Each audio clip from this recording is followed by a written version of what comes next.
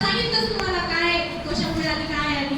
तर बघा या बचत गटामुळे काय काय होते. बाईचं एका महिलेचं घरातून एक गृहिणी आलेली असते, त्या महिलेचं काय काय होऊ शकतं.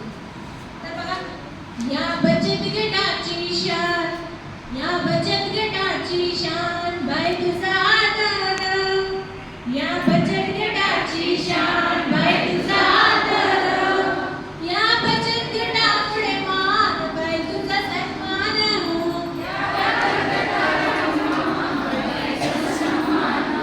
या बचत गटामुळे नाव बाई तुझी ओळख,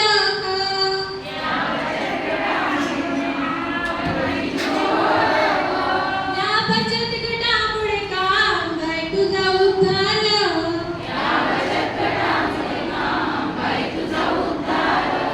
बघा या 4 ओळीत आपल्या पूर्ण बचत गटाचा सार आहे.